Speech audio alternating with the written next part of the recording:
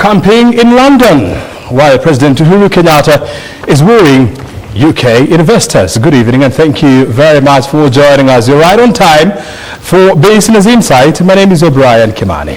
My name is Edward Kabasa. The Jubilee Party maintains that it is not party to constitutional amendments seeking to expand the executive and create the office of the Prime Minister. And of course, we shall be telling you what Kenya is doing to win the heart of the organizers of the World Federation or the World Chambers Congress, sometimes in the year 2021. This is Business Insight, and we're coming to you live from Broadcasting House. As I said, my name is O'Brien Kimani. At O'Brien Kimani is my Twitter handle. At Ed Kabasa. But first, a look at the highlights.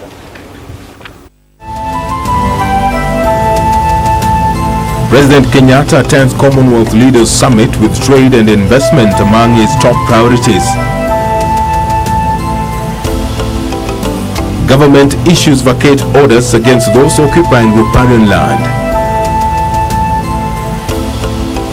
Blow to Communication Authority as High Court declare plans to tap private phone conversations illegal. And focus on young farmers in this week's edition of Farm Talk.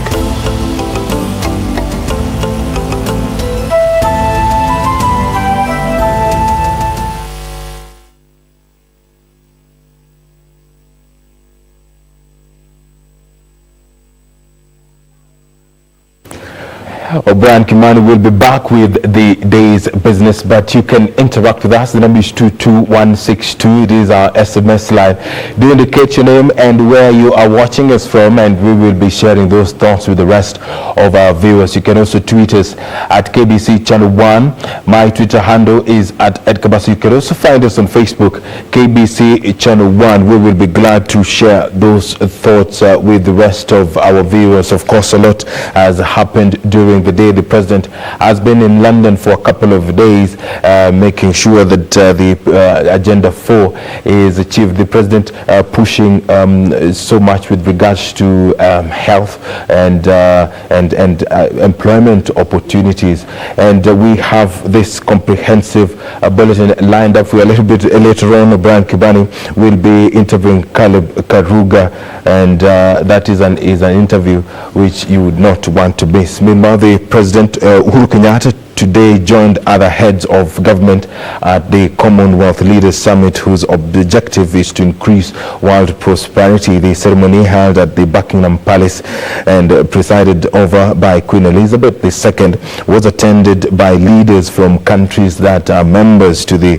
Commonwealth nations, currently meeting in London to deliberate on mechanisms to boost intra-Commonwealth trade. Trade and investment between Kenya and post-Brexit Britain are one of the priority issues on President Kenyatta's agenda during the summit, with the UK having been a traditional trading and diplomatic partner for Kenya. 220 UK companies worth £2.7 billion operate in Kenya and employ 250,000 Kenyans. Among the issues under discussion at the meeting includes talks on the promotion of inclusive. During the leaders' roundtable meetings, President Kenyatta spoke on issues that are a priority for Kenya, including promotion of inclusive growth and countering violent extremism and cybersecurity threats. During the proceedings of the Leaders Summit, President Kenyatta also presented Kenya's efforts in championing sustainable economic development of oceans and coasts. Kenya, which will be a precursor to the 2020 United Nations Oceans Conference. The Blue Economy Conference is geared towards supporting the implementation of sustainable development.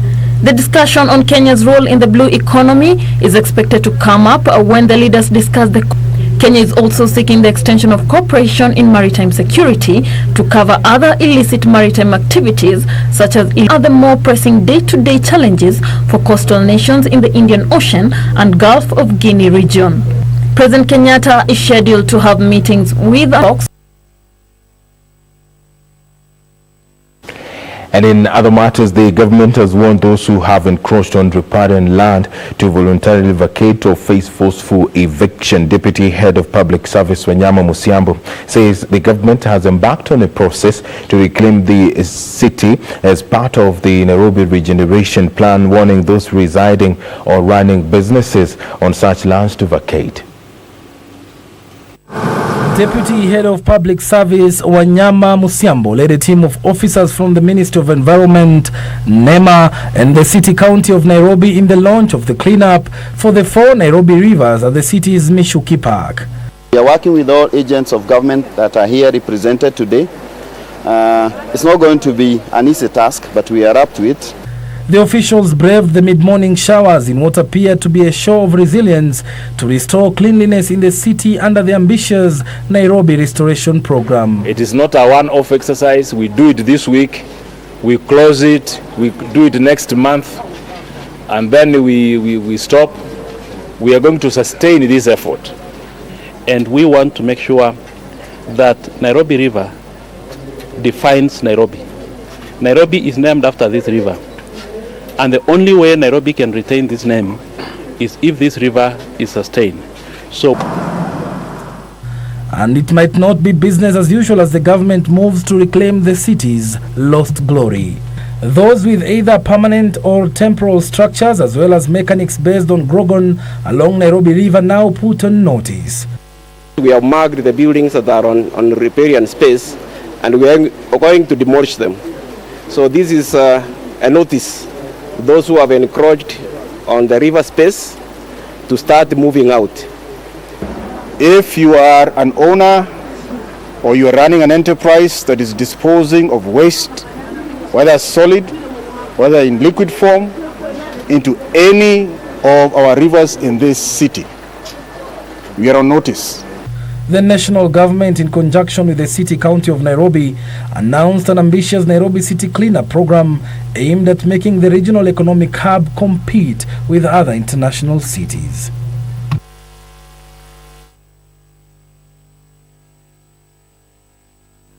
And to the corridors of justice now, where the High Court has declared unconstitutional plans by the Communications Authority of Kenya to compel mobile service providers to give access to their systems. Justice John Mativo ruled that the Communications Authority of Kenya has gone overboard, as the move will be an infringement on mobile subscribers' privacy.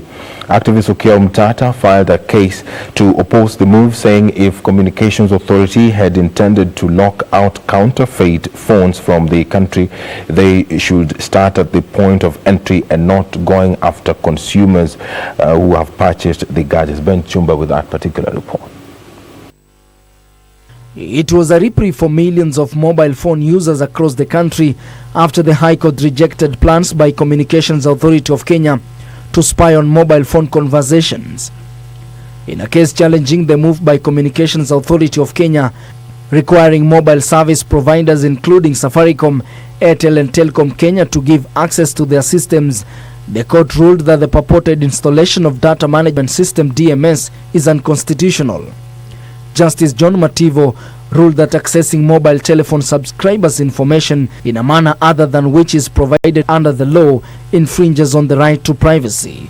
The court further faulted the authority for failing to consult stakeholders before making the plans. Activist Okiya Mtata argues that the software which can collect, voice and identify data from mobile phones will allow Communications Authority of Kenya to access Kenyans' private information. And 12 interested parties have been enjoined in an ongoing case at the Machakos High Court, where local NGO Equality Now is opposing a petition filed by Dr. Tatu Kamau seeking the legalization of female genital mutilation (FGM). In the case filed in August last year, Dr. Tatu argues that all women over 18 years be allowed to undergo the cut. During the mentioning of the case, Justice David Kemei said any interested party could be enjoined at any point of the proceedings due to its sensitivity. In Kiambu, the much-awaited ruling of a case in which Pastor Maina Nganga of Neno Evangelism Ministries is charged with traffic offence has been postponed for the 7th time. Pastor Nganga is alleged to have been driving carelessly when he collided head-on with another car at the Mangua area in Limuru, causing the death of Mercy Njeri on August 26, 2015. Njeri's family is appealing to Chief Justice David Maraga to intervene after a clerk at the court informed them the trial magistrate Godfrey Oduor was transferred to Nakuru early last year but will return on May 4th to handle his pending cases. Finally, the man accused of defrauding members of parliament and the public using the name of Muranga Women Representative Sabina Shege will spend 7 more days in custody as his pre-bail report is not ready. Chief Magistrate Roslyn Onganyo ordered Benson Masubo alias Waziri Chacha to remain in custody until the probation officer's report about his residence and docility is availed in court on April 25th. Ben Chumba reporting for Scales of Justice.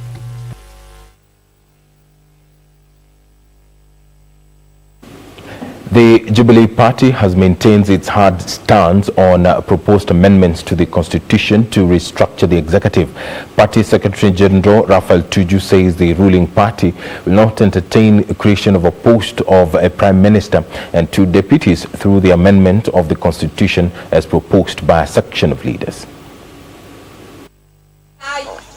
The push by TRT Member of Parliament William Kamket to amend the Constitution and allow an expanded executive has been met with stiff opposition by the ruling Jubilee Party.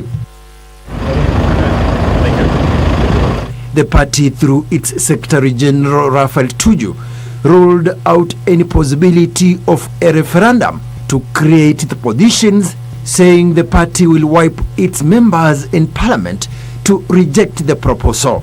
You want to tell me that what some people talked in some funerals about structures of the executive should be what should be occupying my head? I think you're not being fair to us.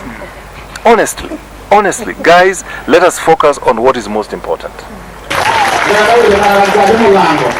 Elsewhere, Kitui Central MP Makalemulu has faulted the acting Wiper Party chair, who is also the governor for Makueni, Professor Kivutha Kibwana, over the use of social media in handling disputes within the Wiper Party.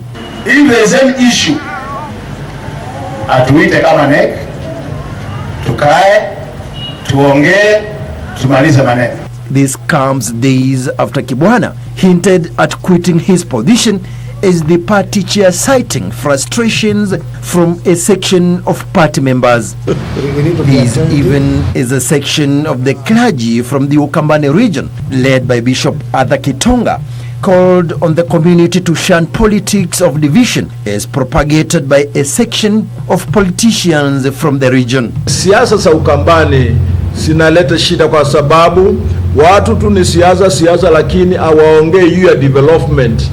Meanwhile, calls for the remaining IBC commissioners to quit continue, with a section of leaders saying time is ripe to restructure the electoral body after the controversial 2017 presidential election. Chebukati and your team, the remaining 3, kindly resign, let Kenyans start afresh. Having 3 commissioners resigned at the same time means the whole house is shaking.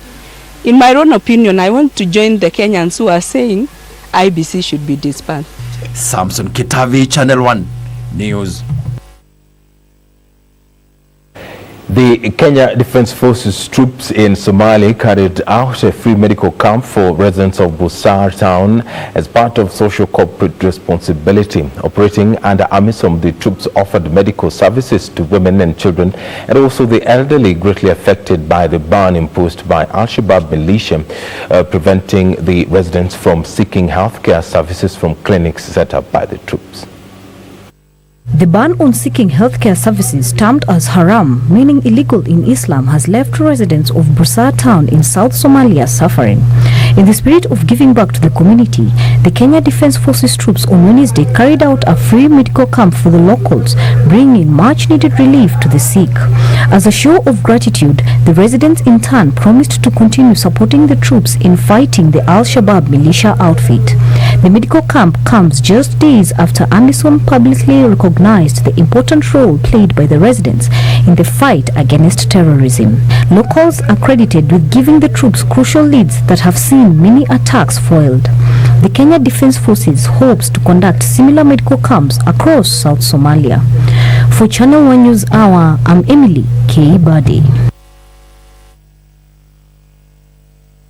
You are watching Channel 1 Business. Insert a quick look here, but don't go too far. Brian Kimani is coming with the day's business. Of course, he has an interview, Caleb Karuga, and it's all about agribusiness. He sees a really nice story you wouldn't want to miss.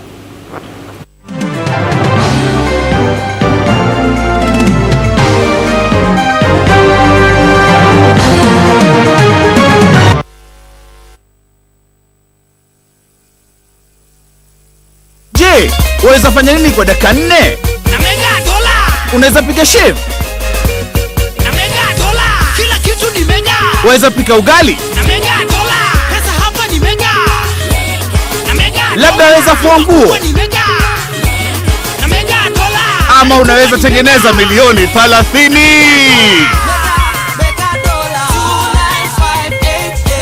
4 minutes are enough to win big with Mega Dollar. Just go to Lipa na M-Pesa, select Pay Bill, enter business number 295888, enter account name KBC, deposit 10 shillings or more, enter your PIN and press OK, then choose 10 numbers from 1 to 80 and send to 29588, and you can win up to 30 million shillings every 4 minutes.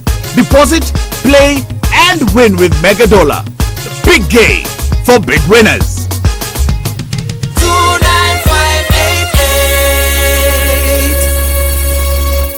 The Easy Banking app is your bank anywhere, anytime. Everything you do at the bank is on Easy Banking app. You can use the app to send money, pay bills, buy and pay for goods and services, access easy loans, check the status of your account, save for future goals, and so much more. And now you can enjoy an even better banking experience with the just updated Easy Banking app. Loaded with a great suite of powerful features, so you're always in control of your banking lifestyle wherever you are. Download the Easy Banking app from Google Play Store or App Store and link your Equity Bank account. If you do not have an Equity Bank account, open one hapo from the app. Easy Banking. Experience convenience in life.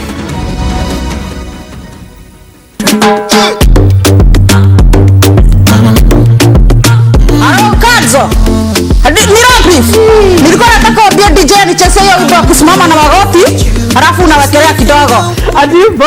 Inama kidogo, shika magoti. Nimesimama kama ngongoti. Nicheze hiyo wimbo ya Dominion. Kwenda kabisa. Unajua hajasema kama kodi ni very bad. Akasema prezo akanitupia mkono. Kunitupia mkono na mimi pia nikamrushia. Niliona nimeweka shop moja ya mkono hapo. Nasikia mimi ndo nilimeza susu.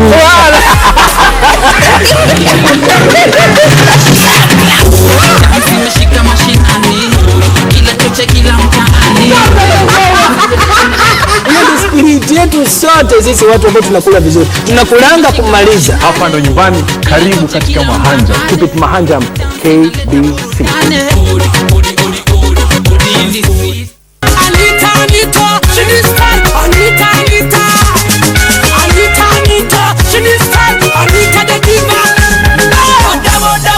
Pango mzima Wanjoma Dongo Mirwa Koreko Bunda, ile show kubwa East Africa. Top Mashariki, just ring the alarm. I say ring it like so. Top Mashariki.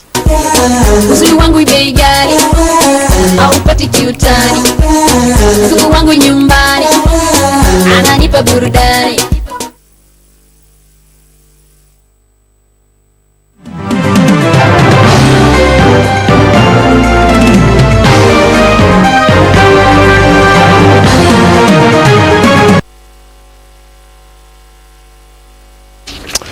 It's It's time now to get into the world of business. Good evening. Many thanks for your company. My name is O'Brien Kimani. Well, the World Chamber Congress is expected to inject more than 30 billion shillings into the Kenyan economy if the country succeeds in hosting the global meeting. The Kenya National Chamber of Commerce and Industry, which is pushing Kenya's bid to host the meeting here in Nairobi, says Kenya is banking on the goodwill of hosting major events, unrivaled heritage and exceptional climate to win the bid.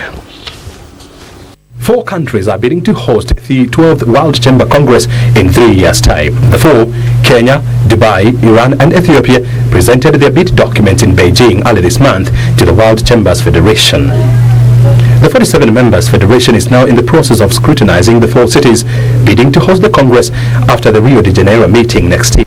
We are playing all our cards and we'll use every means possible to win favor from as many nations that will be voting as possible. We reckon the swing states will be from South America. That's where the battle will be. The race is between Kenya and Dubai. James Morel, the chair of the Kenya Bid Committee, says Kenya has presented a strong case to the Federation in Beijing and expects to garner more than half of the 47 votes. We are not just presenting concrete and concrete jungle. We are presenting an experience in Kenya and in Africa, where they will not just go for the normal conference that you go for. We actually give them a 4-day conference, 2 days conference, and 1 day excursion tours around the country, and that is a big opportunity for those people who run either the restaurants or the lodges or the game parks. There'll be revenue for these people. So I think it's a great opportunity. If Kenya outstages the other 3 contenders, it will become the 2nd country in Africa to host the event after South Africa, which hosted the meeting in 2005. Kenya is banking on the successful hosting of other major meetings like the World Trade Organization, the Global Entrepreneurship Summit and the UNCTAD meetings to woo the planners. In readiness for the meeting to be held at the Kenyatta International Convention Center, the venue is expected to go through a major rehabilitation to accommodate the thousands of delegates expected for the 2-day meeting. I really look at KICC and I marvel at what the founding father of this nation saw in that KICC. In 1972, when it was built, a lot of people could not understand. That today it is still relevant is in itself amazing. The plenary hall, the amphitheater, in and itself is a magnificent piece of architecture. However, we were with the CEO of KICC, Nana Gishaga, and she assured them that it's going to be revamped for the next 2 years. It will be a complete new. Morel says if Kenya succeeds in hosting the meeting, it will cement Kenya's position as a preferred meeting destination. Other countries that have hosted the meeting in the past are Mexico, Qatar, France, Canada, Turkey, South Korea, Malaysia and Italy.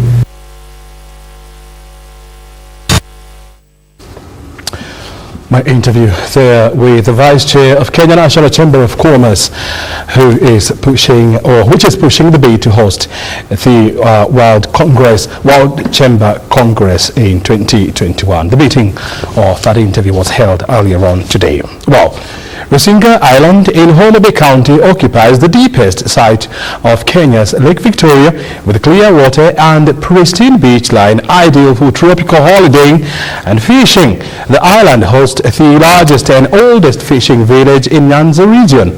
This week on Magical Scene, Irene Muchuma takes a cruise in Rusinga Island.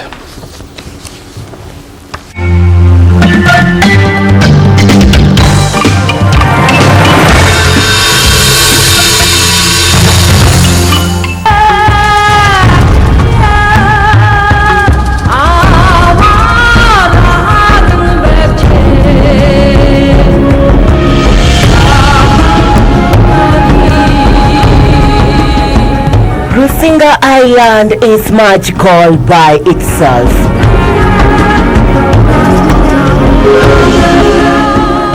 A place of never-ending beauty to calm the mind and rejuvenate oneself before, during or after a rigorous safari.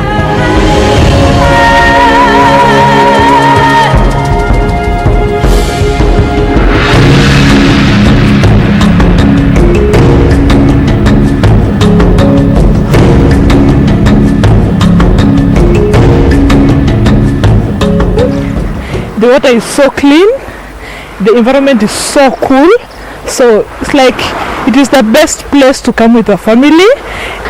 Natoka Tanzania, and if I have to choose to come back, I will really be happy to come back with a family or with alone.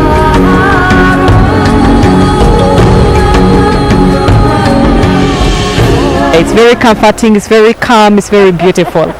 Yeah. First time, I'm from Uganda. Yeah. The grounds have exotic trees, having from a variety of bird species, many of which are unique to this corner of Kenya.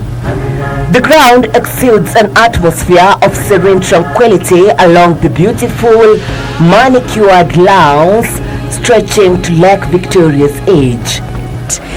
The lake is clean. It's the cleanest part of the lake in Kenya. You can't compare it to the rest of Kenya. This part of Kenya's Lake Victoria is the deepest, attributes that earn the numbers, especially for water sports activities, including swimming. An evening at the beach on Rusinga Island isn't complete until you have watched the African sunset fading off at the far east end of Lake Victoria. The colors are arguably amazing, a signal for fishermen from the island to go fishing.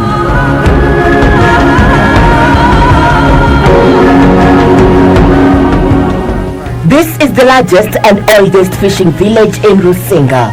It is called Kolunga. Fishermen take their boats out at 6 p.m. for yet another night at the lake. They light their pressure lamps and have their meals from the boats while fishing. Their fishing is only done at night, and that is carpenter or sardine. And the lighting attracts the lake flies. The lake flies are for the fish. So the fish are looking for their meals. So the lighting is for to attract the lake flies, and the lake flies are being eaten by those sardines. As they come back from a night's work, they have tales of bravery and success. 12 ama saa 11 asubuhi. Alafu sasa tukirudi tuna wale wenye wanachukua kwa boti, wanatoa na mabeseni, wanaenda anika kuanzia asubuhi saa 1 mpaka saa 7 hivi. Kama hakuna mvua mlikuwa umekauka, wanaruhusia wale wanaenda soko mbalimbali.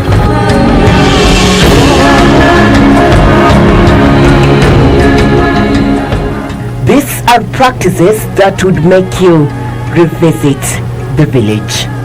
How they wash the fish, you know, the stages that would come as a result of fishing at the end of the day. That's what you want the guests to have a feel of. There's a natural way of controlling this kind of fishing. If there's a full moon, they don't go out fishing because the moonlight is spread across the lake and you'll get no fish. Rusinga is one of the best places for tropical holidaying as you try your hand at fishing in this remote but lovely side of Africa. It's midday at the fishing island, and fishermen have already collected the sardine-like fish referred to as omena by locals, and they are waiting for another fishing tour in the night.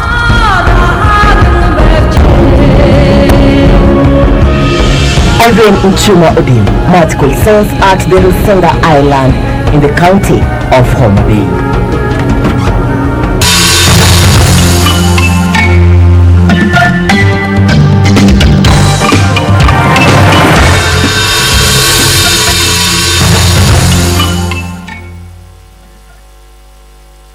Well, let's now talk about housing matters. If you're planning to buy a land in any of the satellite towns adjacent to Nairobi, you are likely to pay more as land prices in these areas have increased 2.4%. According to the House Consort Q1 Land Price Index, an acre of land in Waka could cost you as much as 85.2 million shillings.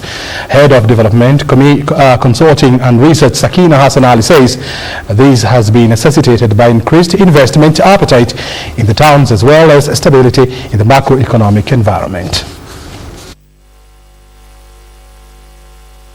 The latest land index by the consultant company suggests that the ever-surging land price is highly unlikely to slow down anytime soon. The cost of land has been blamed as a major factor, driving up the cost per unit, making home ownership a pipe dream for many Kenyans. For this reason, the state seeks to amend at least 34 laws tied to the building and construction sector. We need to provide the land, which, as you know, provides our accounts for about 30% of the housing projects. Quarter 1 of 2018 land index indicates that speculative investments are driving up cost of land in towns around Nairobi. For instance, the average price of an acre of land in Juja rose highest at 7.7% to 12.3 million shillings. In Ruiru, it was up 5.3% to 24.5 million shillings. In Ongata-Rongai, an acre of land will cost you 20 million shillings, while in Kiambu, you'll pay 43.5 million shillings, and in Mlolongo, 23.7 million shillings. The upswing in asking prices in the satellite towns indicates that these areas offer opportunities for investors seeking gains from land price appreciation, unlike the land in Nairobi, where prices are a factor of housing demand.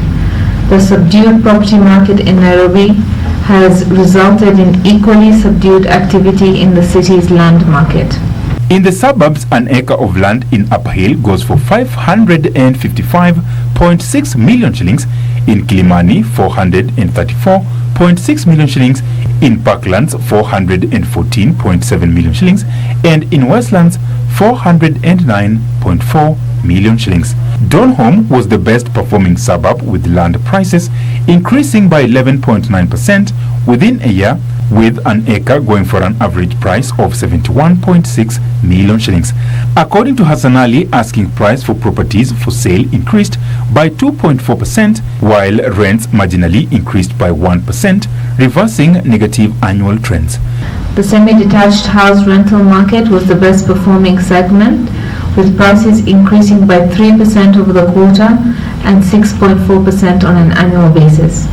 The apartment rental market, however, posted the weakest annual return, down 7.5%. Ronaldo Willie, Business Insight.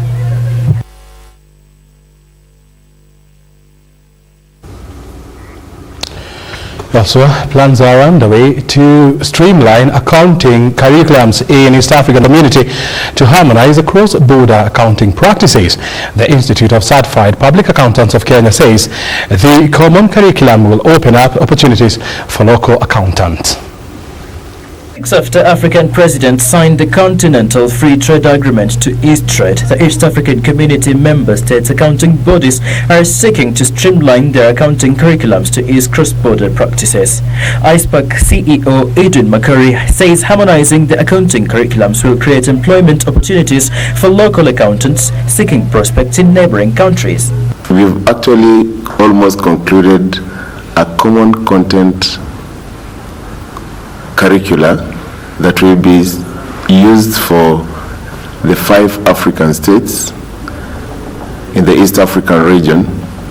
And one that happens is that we are going to have professionals within the East African region being able to work anywhere without being able to have these barriers to mobility of labor.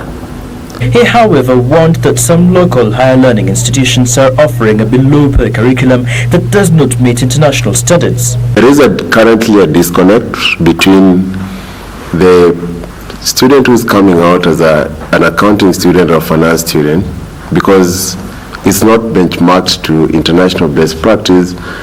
Prospective accountants will now be registered by the accounting body while still undertaking their coursework for easier transition into the job market. You finish your exams and you can more or less be assured that immediately you can become a professional accountant. ISPAC says they are investigating 58 corruption cases against some of their members to promote accountability. We have a total of 58 cases before us, any of the issues that have been happening in the market, there's a disciplinary process that is taking place. Iceberg is advising young accounting professionals to equip themselves with modern technology skills.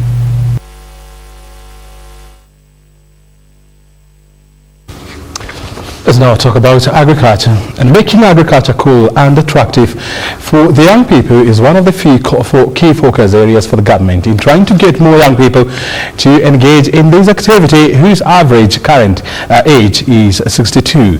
This week on Farm Talk with Mutegi features mechanized planting and brings us the story of a 26-year-old university graduate whose passion for farming has been driven by the emerging technologies that promote smart agriculture. Kulima ongezeni kilimo, hatutaki tena njaa irudi Kenya. Early afternoon at the Komol farm. The wheels of a planter are turning, set for a task that is the beginning of a new season.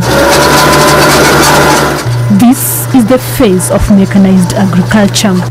26-year-old Felix Kili is a Bachelor of Agriculture Engineering graduate from JKUAT. As a young kid, I used to see videos of other countries, people were doing farming, and it seemed really cool, and that's one of the things that motivated me. I've always seen my dad working on the farm, and I always wanted to be like him. He has really encouraged us. He has showed us that you need to work hard in order to achieve the things that you want. While most young people may consider farming old-fashioned, on this farm the methods are anything but old. The technology that is coming into the country is it's no longer boring. I mean, you're getting into the tractors. The tractors are noise-free. You're having ACs. You're using GPS and everything. So it's an interesting field for the youth to venture into. This planter has a GPRS sensor connected to over 20 satellites.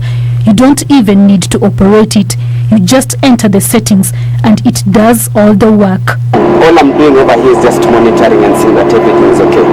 Because at times, you know, there might be too much cloud cover and you're getting low reception, so it won't function well.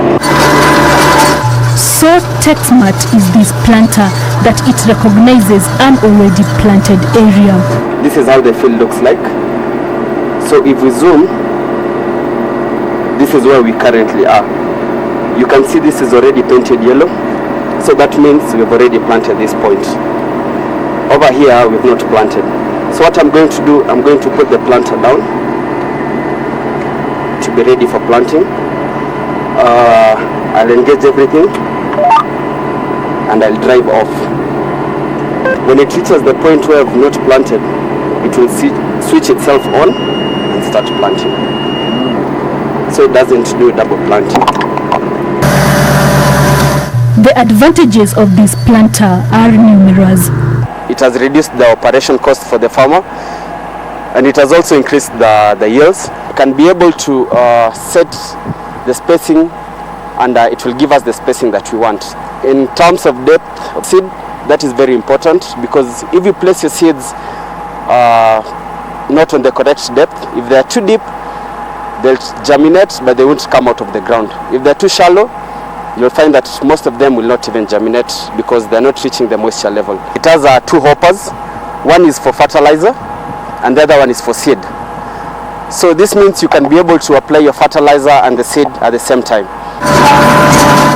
This planter can do an average of 60 acres per day. Felix targets 800 acres in less than 2 weeks. You can see the rains are almost here. So we are trying to rush and beat the time so that when the rains are coming, all the seeds are in the ground. Normally we produce around 40 bags of maize per acre. Mechanized agriculture doesn't entirely mean loss of jobs. Komol Farm still employs people for various tasks. When you're filling the planter, we require people who are going to put the fertilizer and the seeds into the planter. You'll always require somebody to be on the planter to keep on checking whether everything is running on smoothly. Commonwealth Farm has also put in place stringent measures to deal with the possible invasion by fall armyworms, which drastically reduced harvests last season. We've been engaging chemical companies, trying to get to know what products they are offering for the control of fall armyworm. And this year we've already stocked our store.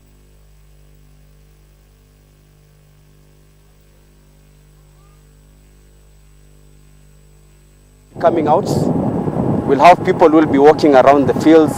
So, does Felix plan to leave this trade in future? We need food security, and we know that the best people to do that is the youth.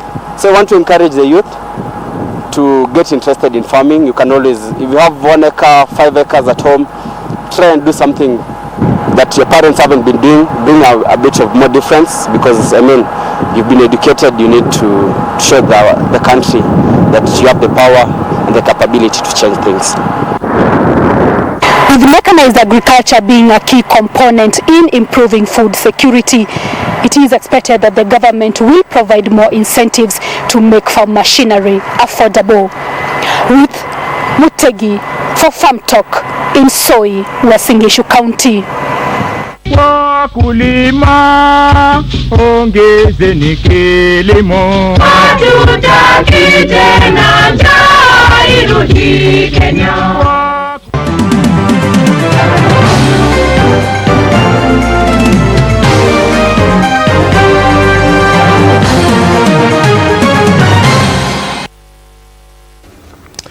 Ruth Mutegi there highlighting mechanized farming there. And of course, tonight we want to talk about agriculture and food security. And of course, bearing in mind that food security, agriculture, is one of the big four agendas outlined by the government to drive economic growth. Tonight on the program, we're talking to Caleb Karoga. He's an agribusiness entrepreneur. And you're asking yourself, who is that? You're going to get to know that shortly. Caleb, thank you so much indeed for joining us. Do you miss the screen? At some point you used to be a journalist. Oh, you're still a journalist. You never divorced the trade. It would appear journalism is still following me wherever I go. But yeah, to some point I miss it. You miss it? But I love what I'm doing currently. What are you doing currently? I'm a poultry and horticulture farmer, and more of consultancy now, because the problem is not in production. Anyone can plant potatoes, anyone can grow anything, but the problem with the young people is access to information. And it hit me that people need to get information, because even when I was starting back in 2010, I had a major problem in accessing information that is relevant. Because you'll Google about chicken farming, but whatever will come up, probably some chicken farming somewhere in Brazil, may not be relevant if you're somewhere in, say, Nyandarua. If you want to Google about, say, capsicums farming, what was coming out those days wasn't relevant. So, and many young people want to get into farming. They really want to, but they're getting half-baked information. So I've gone through my share of losses, huge losses. So I'm now able to tell people, you know what, that doesn't work, this is going to work. Did you receive some sort of a shot back, some kind of a reaction, you know, when you told your friends that I want to quit the media to the farm? Yes, people thought I was out of my mind, because why would you leave the quote-unquote glamour of the media? We want to keep seeing you on television. Why do you want to go to the farms? But the reality on the ground is fine. You look good as a journalist, people will know you. But as long as you're not serving your purpose, all right? And for me, being a journalist wasn't my purpose. It was a means to an end. My purpose was to go back to the farms and get people, young people, to embrace farming. And people will say farming is cool. Yes, it is, and it can get cool. But the reality is, it won't be as cool when you get into it on the first time. So it's been quite a journey of going through the learning curve. And that's why many young people want to be excused. They don't want to go through the learning curve of agribusiness. They want, today I plant my capsicums and tomorrow I'm making $1 million and I bought a pickup or a double cab and voila, I cannot go to holiday to Dubai. Well, that's good, but it's not going to happen overnight. Now you've been in this business now for almost 4 years now. 8 years. I mean, actually 8 years. This is my 8th year. This is your 8th year. Yes. What have you learned in the process? I have learned that don't grow something because it can grow. Grow because the market wants it, can afford it, and is demanding for it. I have learned, painfully to be specific, I've learned that first go to the market, understand what the market needs. As long as you're solving a problem in the marketplace, then you will make some money. Don't farm because you've heard there is money in farming. Oftentimes we find young people, once they've read an article, ex-banker quit his well-paying job and is now earning $1 million shillings from his quarter of an acre on watermelons or say onions, they think tomorrow morning I'll be that person. I've learned that it doesn't come easy. You got to put time and research to it. Once you identify the problem in the marketplace, and the problem oftentimes is not even production. What I've realized in, say, poultry farming is, we look at the value chain, the problem is not that people can produce poultry. People can produce poultry, sorry. But the quality of the of the feeds is going up every day. But why is the cost of feeds going up every day? We are depending on maize for livestock and for human consumption. But if you go to a neighbor in Uganda, they're able to make animal feeds using cassava. But in Kenya, who is producing cassava large scale? I've just come from Rusinga, and the whole of that stretch, I didn't even see even one cassava plant growing. Yet that can be used as a source of raw material for our poultry. So many lessons have happened along the way, but young people just want to get into farming. But again, I go back to information. Tell me this. I mean, you know, the average age of a Kenyan farmer is around 65 years. And in a country where 75% of the population is below the age of 30, do we have a future in farming? A bright one, but here's the disconnect. Rightly so. The average age of a farmer is 65 years. What knowledge and skills are they passing to the young people? They are passing archaic information that is not relevant. Remember what I said when we began, relevant information. So young people, yes, want to learn under these old people, but the information they're getting is not relevant. Secondly, look at the type of farming we are embracing, rain-fed agriculture. There's a figure I like pointing, it's called 2%. Of the country's arable land, only 2% is under irrigation, which means over 98% we're depending on the rains. Right now, we keep saying when Kenya when it rains, it pours. What is all this water going for? Who is teaching the young people? Before you actually embrace farming and you start planting, do you have a water reservoir? Have you been harvesting the water that has been there? That is a major problem. So there is a big future. Africa can and should be feeding the world.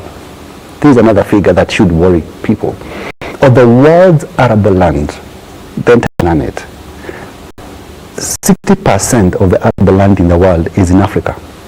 60%. Yet Africa is a net importer of food. Actually, we import 30 billion shillings worth of food items as a continent. Actually, $30 billion. $30 billion. Yeah, actually $30 billion. Sorry. That's what we are importing as a country. Ideally, as a continent. Ideally, we should be the ones who should be feeding the world. But we're not able to do that. Why?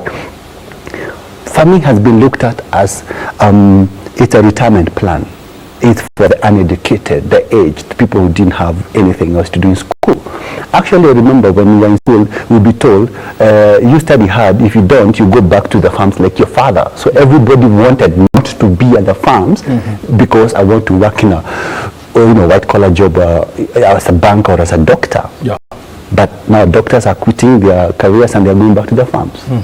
Let's talk about, appropriation of land in this country. And if we honestly wanted to make our land, more productive, can we make our land more productive when we are subdividing, our land into 50 by 100 and 60 by 80? Something that are not even productive at all. Now, land is a factor of production. If you look at the 4 factors of production, land is number 1. farming, and it's a very emotive subject. And here I'm going to touch a few toes. We are having a lot of arable, idle land. Why don't we start taxing the people who own huge tracts of land that are arable and rivers are crossing that piece of land? Secondly, we are building on... Actually, there is a bill to that effect. Exactly. I hope it's get... I really hope so. We are building on arable, or putting up concrete jungles on arable land. Now, this is putting pressure on the land. The available land that we have, we're using inorganic fertilizers with reckless abandon, to a point that you're wondering at what point are these crops going to scream at us and say, you know, whoa, this is too much fertilizer that you're using. So we are finding there is more, it's easier to import inorganic fertilizers than actually teach people how to use organic manure, right, or making compost. Like I'm saying, we need to go back to the roots and teach people that yes, your land, the nutrients are being depleted by your practices. We are having climate change is affecting us. So what can we do? Let's go back to the roots and ask ourselves, when did the rain start beating us in terms of farming? It's all about just treating the soil well. If you grow your own crops, it's like you're printing your own money. And then, you know, when you talk to the young people out there, they'll tell you that, yes, we may want to get to venture into farming, but where do we take our produce? Good. I tell any young person who is watching us, before you go get that greenhouse kit that will cost you an arm and a leg to pay, ask yourself, can this particular crop grow open field? Farming has become, and sorry to use this word, has become a beauty contest. It's a pageant. I want to show off, I have the best looking greenhouse kit. Look at my dairy unit, my cows sleep on mattresses and they listen to music and they watch some soap opera because we produce more milk. We are focusing more on the software, on the glamorous side of farming and forgetting the basics, the hardware. That it takes a lot of hard work for you to make the system work. And hard work here is, don't plant something and because you have an application or you can post your produce on Facebook, so do I and my grandma, they're also on Facebook, everybody's on Facebook and is selling. So can we move away from now this new age market and ask ourselves, apart from posting online, why else can I get my produce taken? So before you plant it, first go to the market. Let the market talk to you. Let the market advise you, not Facebook, not these apps. And I'm not against apps. They're awesome. They've come to save us. But then we've become too lazy. All I need to do is plant my tomatoes without even understanding that there are seasons, without understanding if I grow my onions, there'll be cheaper onions coming from Tanzania. We'll flood the Kenyan market and I'll be unable to sell at the market price I had anticipated. So market intelligence, you're not going to get it on Facebook. Get out of Facebook and go out there, go around, go do your groundwork and understand what you see, like if you go to Pokot or Turkana, the prices will be different than the ones in, say, Marikiti. But everybody is focusing on Marikiti. Everybody is saying, I will post my things online and people will buy. That's what people keep telling, this farming thing is not working. Yes, it's not working because you're doing what everyone else is doing. You're farming and the comfort of your home, you take photos and you post them. So do 1 million people on Facebook are doing the same thing. So there will be a glut. But it's an artificial glut because if you go to Mombasa right now, a cabbage is probably going for 150 shillings. If you go to Nyandarua or say a Bagon, a cabbage is 10 bob. And you're saying farming doesn't pay. Yes, it doesn't pay because you don't understand the market intelligence. You haven't understood how the market works. You know, I was going through some statistics, you know, that was released by a commission for university education, and you know, we should be worried as a country because only less than 15% of all those who are graduating from our universities are taking science-based courses. Okay, yet you talk about a country where 25% of the entire economy is dependent on farming. What is the future of farming and why are young people not getting into farming? There's no one size fits all, but I will take 2-3 points. Number one, the messaging of agriculture. A couple of years ago, and I had a problem with some people up there. We were messaging agriculture as a cool thing. to the young people. So we told them, get into agriculture because it's cool, you're going to have the latest gizmos and you're going to farm. What we did tell them is, you know what, my brother, my sister, there's something called the learning curve. There are losses. We marketed more of the profits than the losses. We talked more about the good and we covered the bad and the ugly of farming. So many people embraced agriculture and they got lost along the way because no one taught them the difference between agriculture and agribusiness. Kwa Swahili, hakafunzwa kilimo, hakufunzwa kilimo biashara. So you sit down with the client, then you crunch the numbers and you ask them, so why did you again buy this greenhouse unit at 300,000 shillings, whereas you could have leased, say, 5 acres with the same 300k and you put up something, you know, the volumes, than insist on doing a greenhouse kit. Or I read somewhere. That's the problem we're having. The future is bright, but I think we should just take a few steps backward. I think we want to fly, but we are still at the crawling stage of first going back to the basics. And I go back to the same thing. It's sad that we're importing. Kenya is a net import of honey. About 67% of the honey consumed in Kenya comes from Tanzania. Asali, I mean, really. Why aren't young people embracing honey? We're importing maize, I mean, for crying out, it's our staple food. From Uganda. From Uganda and Tanzania. And Brazil. Why can't we look at, you know what, all this idle land? It's not sexy enough. It's not cool enough as a young person to say, I'm doing onions, not that onions, I'm doing arrowroot and sweet potatoes and cassava. But it's sexy enough to say, look at my greenhouse kit and hashtag tomato maninos and hashtag capsicum maninos. Let's move away from that. Go back to the basics. In Nairobi today, O'Brien, if you can eat sweet potatoes from Monday to Friday, you're one of the richest Nairobians we have in Kenya. If you can afford roots, ndoma, Monday to Friday, you're among the richest. Why are we, it's cheaper to buy bread than to buy, which is more nutritious. Oh, absolutely, absolutely. So a small piece of sweet potato will cost you about 50 shillings. Exactly. And a loaf of bread will feed like 3-4 members of the family. Which is about 400 grams. Huh? Exactly. So why don't we tell the young people, hey, listen, and I'm a proponent of that. I know technology is good. I'm using it. But having done my 8 years of going through hell and high water, I'm not saying I've cracked the code, but I think there's something I have noticed. Having gone through lots of, I've lost thousands of shillings in farming. Let's go back a bit to the basics. The basics of climate smart agriculture. Let's just look at a minimum tillage. Why are we always tilling the tractor, always standing soils up and down? We are messing up our soils, all right? Somebody must be, you know, watching this program, I mean, of course, young people, and they must be wondering, I mean, how do I get into farming, you know, without messing up with my nails, and of course, messing up with my human hair? Good.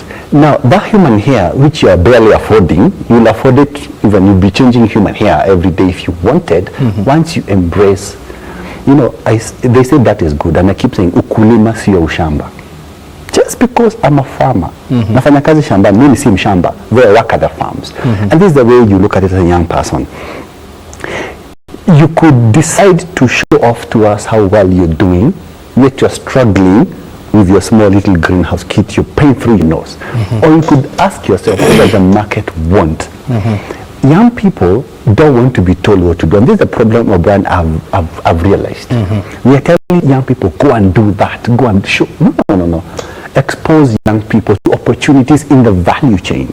You don't actually have to plant comes in a greenhouse. Why don't you look at ensuring the same greenhouses if people want to do greenhouse farming? Look at post-harvest management. That's a major problem. We can have another discussion about post-harvest losses. You saw the other day on Twitter, a friend of mine, she works for an airline, she's posting photos of tomatoes that are being strewn all over, about like tons. Why? Because of access to markets. Yet there are some places you cannot access those tomatoes. So as a young person, ask yourself, is the problem production or is the problem the logistics? Nigeria is one of the largest importers of tomato paste in Africa. Yet we are throwing away tomatoes here in Kenya. So if young people could form cooperatives, this Me Too should come to an end. Ubinafsi, it has to come to an end. If you're in a particular growing zone, you don't all of you have to produce. We can aggregate and you say, you know what, you guys, 10 of you produce, get my tons, us will do the marketing. So you guys look at warehousing, you look at storage, you look at transport, you look at insurance. There's so many things in the value chain that young people can plug in and not per se in the actual production of crops and growing or rearing of livestock. And the question then comes, I mean, we keep on, hyping about, unemployment here in Kenya. It's about, is it 29% or 27%? Then how do we get our young people from hustling for jobs, in the street to attending or to tending to their farms?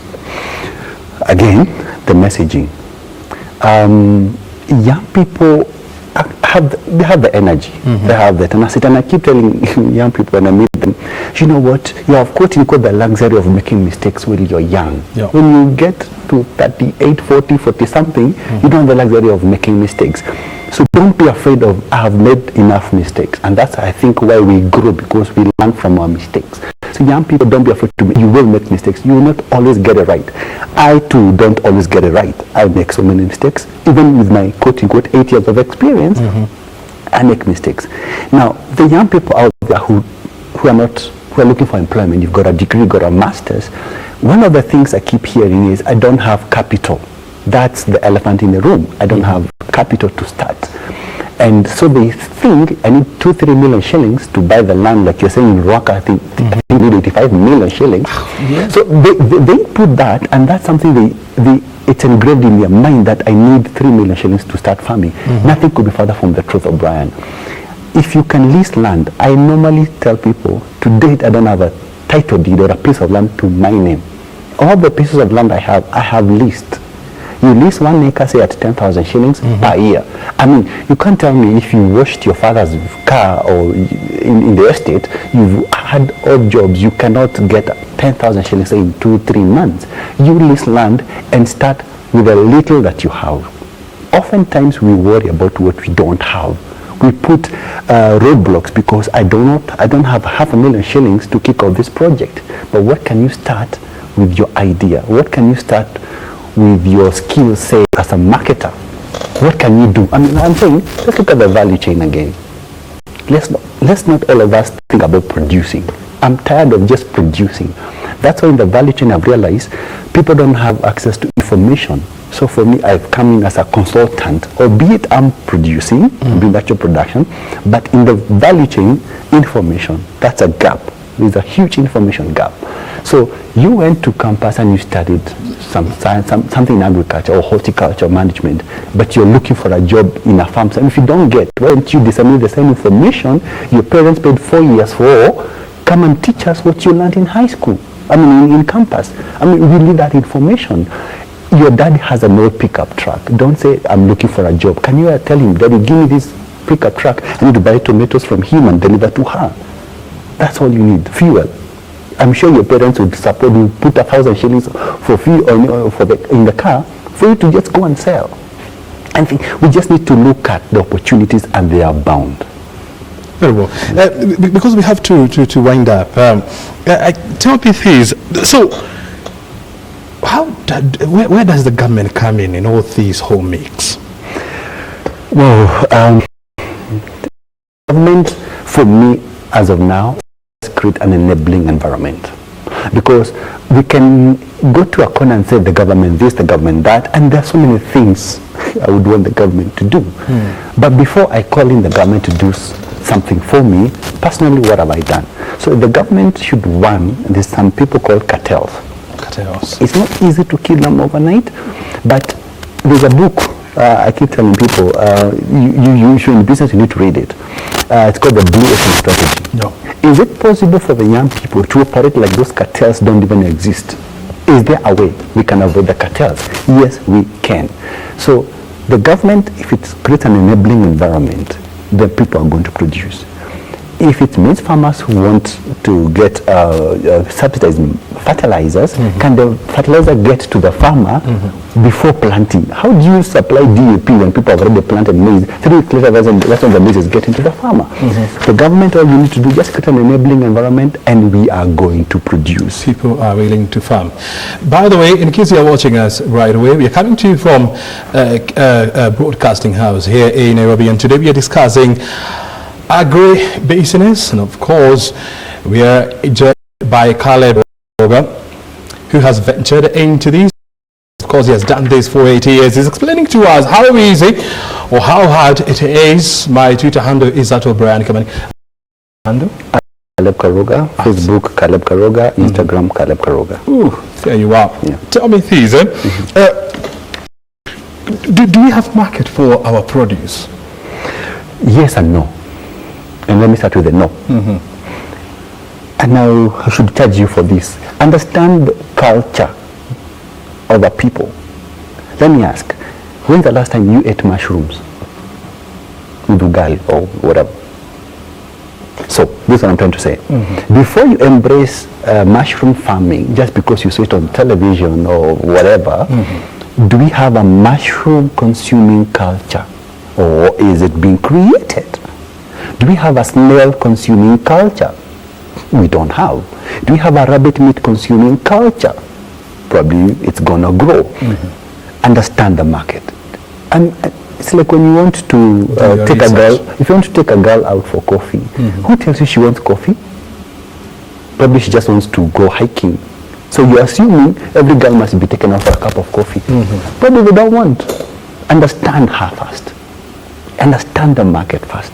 That's it. The minute you understand that if I produce onions today, I was in Rusinga in Tanzania about 2 months ago, and there's a girl who is doing 5,000 acres of onions. Wow. Now, you have leased some land in Kamulu, Joska, quarter of an acre, you want to compete with that person, we're in a free market. So they're going to flood the Kenyan market with onions between September, October, November. And that's when you in Kamulu, with your quarter of an acre, you're producing your onions. This is what my uncle Vishoke did. He got onions, I think, from Western. He brought them, a whole pickup. When he opened his onions, we looked across the road. The onions were bigger and better than his. He closed the pickup. He went to just admire the other onions from Tanzania. Because like, I admit, those onions are better. There's something called competitive advantage. Don't insist on growing watermelons in Limuru. It's cold. I mean, that's not the agroecological zone for onion, for watermelons. Understand your soils. Understand the seasons. Understand the demand. Is it probably cheaper to do your dairy farming in Mombasa because a liter is 80, 90 bob, and you're complaining in Kiambu is 35, 40 shillings? Would it probably be easier to form a partnership with someone in Mombasa and produce locally? It's just tweaking a few things. It's not rocket science. And I tell people, I don't want to complicate agriculture. It's already complicated. Let's not complicate it further. Young people, lease land, form groups. This thing of saying I will do it myself, Brian, I would rather own 10% of something great than 100% of something that is not even. I would rather seed partnership. I would rather seed and say, you know what, let's come together with your 500,000 shillings and my 10,000 shillings combined with my knowledge. What can we do together? And until we crack that, we are not going to go so far because we are mesmerized by IT, by the software of agriculture. Let's go back to the basics, the hardware. Farming is a lot of hard work, and I cannot overemphasize that one. A lot of resilience. People say, as a young person, I want to be my own boss. I want to wake up whatever time you want to wake up. Sister girl, boy child, you will not wake up when you want to wake up. In farming, you wake up at 5. Actually, you will have sleepless nights. Just because you want to be your own boss, you want to swivel in your leather chair somewhere in an ivory tower thinking you're doing so well and signing checks and having your personal assistant working for you. That's what I thought 8 years ago. I'm yet to have a personal assistant. All right? So it's a lot of hard work. I mean, let's look at farming, from a holistic perspective. When you look at, the Food and Agriculture Organization, FAO, they say that we need to increase our food production by 60% in the next 50 years. Yes. By the year 2050, not 50 years. And the global population is growing. Look at the Kenyan population. It's growing at a rate of 2.5% every year. Yes. And these people, they need food for them to survive. And so the question comes, so where are we not getting it right, honestly? Good information. Do you know why I quit media, or I really wanted to be fired? You wanted to be fired? I actually prayed for 6 months and God had my prayers. Sadly, it overflew to 72 people. We are all fired declare it done that on the same day. Sorry for another day. Hallelujah. Now, the problem, like I'm saying, we have is when I covered the 219 census, but it never hit me as a journalist the figure 2.5%. When I put it into perspective, it goes to about 1 million people are being born every year. Oh. Next year we're about to do another census. I could do this breaking news. We'll be 46 million people already. Now, if we're already importing, in 2019 we're importing maize, today we're still importing maize and other things we're still importing, which means it's going to get even worse. So that figure alone, and if young people don't understand the figures, you need to, that's why I say agribusiness, crunch your numbers. How are we looking in the next 5-10 years to come? Already, we are not that food secure like we'd want to be. Actually, we're not food we are secure. Depending, I'm trying to be nice here. We are not food secure. I'm trying to be nice. We are importing our staple food. But then if you tell me, where is the R&D, research and development going into, say, sweet potatoes and cassava? It's going on. Sadly, the institutions that are doing that are not well funded to disseminate the same information back to the population. And you're talking about research and development. When you look at our, the budget that goes into research and development is less than 0.5% of our GDP. I mean, of our annual budget. Actually, are we even serious? You remember the Malabo Declaration? Which talks about 10%. We should actually put us at 10%. We are not even hitting 2%. Yet we signed, I think, in 2000, and I don't know what, early year 2009? Yes. 2005 actually. Yes, early 2000. We're supposed to be setting aside at least 10% of our budget to agriculture. So there's an institution I went to, it's in Karimugoga, you'll be shocked. It's called the National Genetics Bank, the National Gene Bank. Do you know they have a bank, like an actual bank, where you can go and make a withdrawal of this maize that became extinct, that was purple and grayish and red? I found it there. They have yam like this size. So they're asking, why can't you guys come? Oh, the maize that used to be purple? Yes, they have it here in Mugoga. Mugoga. I think they are rotten or something. Yes, it looks like a slave queen maize. If you look at it, it looks very nice. Right? Slave queen maize. And you guys come and make a withdraw and go and plant it and propagate it. I didn't even know you guys existed. So those people need to be funded. The researchers are doing an amazing job. They put it research center, maize. I mean, a lot is going on. Sadly, there's no budgetary allocation to have these people talk to us. ASK has become it's an old thing, you go there. It's not cool.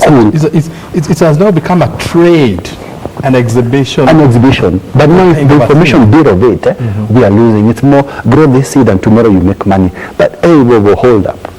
Can this grow in my zone? So you ask that person, they're like, I don't know. It's a cute lady telling, I don't know, just go and plant it. I'm like, hold up. If you're the one disseminating this information, you just want me to buy the seed, but it's not, agroecologically speaking, it will not do in my region. So these are the honest conversations we need to have about agribusiness. Let's not have conferences and discuss farming. Let's go back to the where the rain started beating us. From research and development, access to land, innovative ways of funding. We saw the other day, Twiga Foods are now doing blockchain. They're able to tell if this Mama Mboga wants, say, bananas, how do we advance credit to them? So we look at their behaviors. How many times do they go to, say, M-Pesa? How many times, their trend. Transaction history. Their transactions history, so that we can fund them. Say, probably we just need 1,000 shillings to fund them. So we need to look at innovative ways of funding. Look at tobacco farming. It's almost on its knees. What if we say, if you smoke, sorry, smokers, if you smoke, why don't we put a little tax that money will go to R&D of tobacco? In terms of the best tobacco seed that we can do. For those people who love their bottling, we say we love the tax, a very small tax. And